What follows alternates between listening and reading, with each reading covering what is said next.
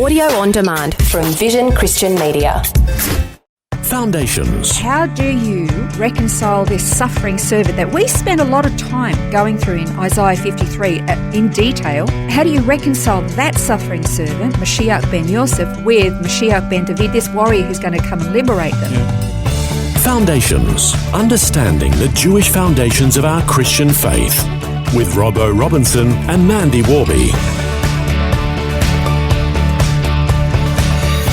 We're working our way through a series on Mashiach, the Messiah of Israel and the world, and for a number of programs we've focused on Isaiah 53 and the detailed description of Mashiach found in that chapter, which is historically who the Jewish people believed Isaiah was talking about.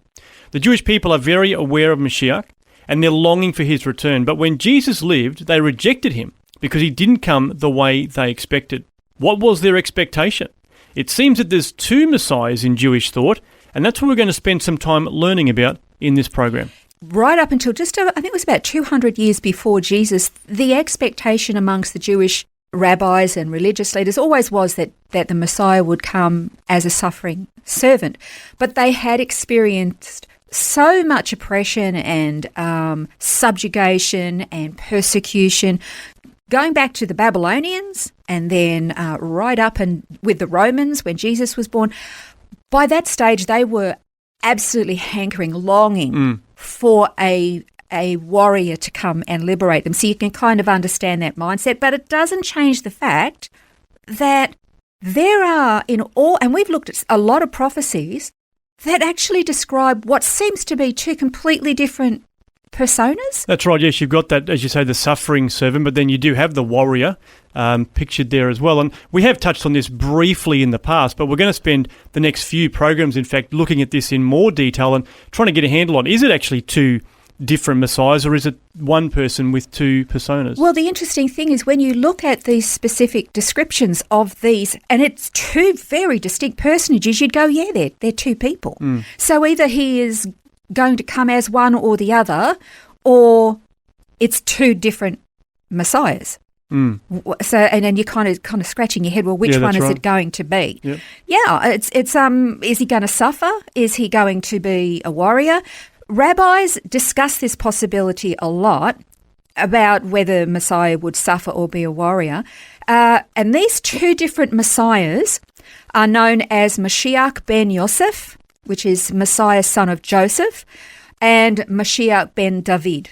He is the Messiah, son of David. So, yeah, we have very briefly mentioned them before. Yeah, so the son of Joseph Messiah, Mashiach ben Yosef, of course, that is from Joseph the patriarch. Yeah. So the son of Jacob, who was sold into slavery and oppressed by his brothers due to their jealousy and hatred. So, of course, he did suffer. He was into prison and had an awful, probably 10 or 20 years of life that was just terrible. But eventually, of course, he became the most important person in Egypt. He got promoted to prime minister and through that position brought salvation to not just the people of Egypt, but to his family back in Israel and to the whole world. Absolutely. So, yeah, he was a suffering servant who obtained salvation for his family. So you kind of go, okay, so this is the personage that Messiah is going to be like. But then there's another one, of course, because throughout Jewish history, again, as I mentioned before, just up to a couple of centuries before Jesus was born, they were longing for a warrior.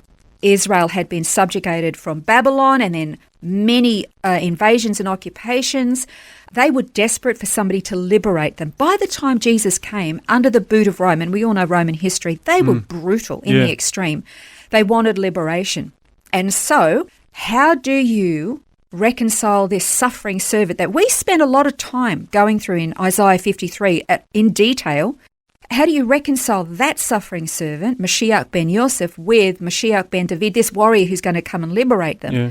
And we did mention last time when we were learning about Isaiah 53 that there are other Jewish writings that were longing for or expecting a suffering servant. Now, one of those was written by a rabbi by the name of Rabbi Menachem Brod from the Chabad movement, and he wrote a book called Days of Messiah. Now, this is what he said in it. He said, by his suffering, the Messiah atones for his generation and enables every Jew to gain salvation.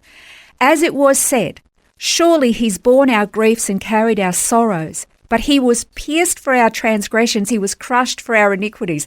I can't help but grin at that because he's quoting Isaiah 53 that they say now is a description of Israel. That's right, yes. Amazing. Another one is from the book of Zohar. So this is a book of Jewish mysticism. That's right. But it's describing Mashiach's suffering, and the Jewish sage Nachmanides interpreted the Zohar like this. He said, because the stripes by which he is vexed and distressed will heal us, God will pardon us for his righteousness, and we shall be healed both from our own transgressions and from the iniquities of our fathers. Isn't that fascinating? Actually, just point out there, he is equating healing there not with physical health, but with spiritual restoration and redemption. I find that fascinating that was the Jewish mindset and understanding. But he's talking about the distress of the Messiah was for the restoration, the redemption of his people. Amazing. Okay, then there is Rabbi Moshe El-Sheikh. He said of Mashiach, quote, as he himself desires to carry them, and we through him, as he would not take them upon himself, only he who is afflicted and smitten of God. But when the time will come for him to reveal himself in all his glory, that doesn't sound like a lowly servant coming. Right. Like at that time is going to be in all his glory. So there's something majestic about this character. Then all will see and understand how great is the strength of the one who suffers for his generation. This rabbi lived in the early part of the 16th century in Turkey, and he wrote about a Messiah that he believed was still to come, but that when he did come, he'd suffer for his people, but he'd be coming in glory. Yeah. So he has suffered, but is going to have glory.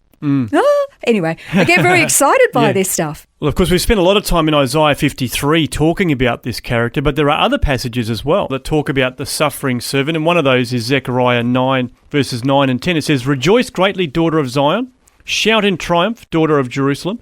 Behold, your king is coming to you. He's just and endowed with salvation, humble and mounted on a donkey. I'll cut off the chariot from Ephraim and the horse from Jerusalem, and the bow of war will be cut off. And he'll speak peace to the nations, and his dominion will be from sea to sea, and from the river to the ends of the earth. Now, it's really interesting. The king who is described in this passage, he appears to be a gentle man, bringing peace and comfort and making a complete end to war. He speaks of peace and salvation. He is humble to the point of coming in on a donkey instead of in glorious cavalcade or something like that. And he is basically still bringing in peace. But one of the reasons that many rabbis reject Jesus is because they say he didn't bring in peace. Because last time I looked, we still don't have peace. But just on this subject, I just want to just divert just for a second. I can remember one day, a number of years ago, listening to a conversation, like a radio podcast type thing, from Israel of a couple of rabbis that were having a conversation. They were talking about Mashiach and what he was going to do, what he would achieve, how they would identify him. And one of them just suddenly broke in and said, oh, and don't forget, when Mashiach comes, he's going to ride into Jerusalem on a donkey. Oh, really? And Ian and I were just about tearing our hair out, yelling at the radio. He already did. Yeah. I mean, they know the scriptures so well about Mashiach, but Paul said that blindness in part, he said this in Romans, blindness in part has come on Israel. The blindness is not about Messiah or all of the signs. Their blindness is on Jesus, just on Jesus. Yeah, that's right. They recognise everything else, but they're blind to him. So it's really important, I think, to recognise that, yes, the scripture is describing two messiahs. We have to look at these descriptions and go, which one is it? We're going to continue our study in this next time and figure out which of these messiahs it is. And next time we're going to look at Mashiach ben David. This has been Foundations, a look at the Jewish foundations of our Christian faith. For study notes, resources and more, see vision.org.au/foundations.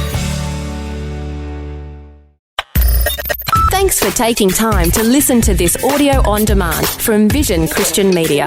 To find out more about us, go to vision.org.au.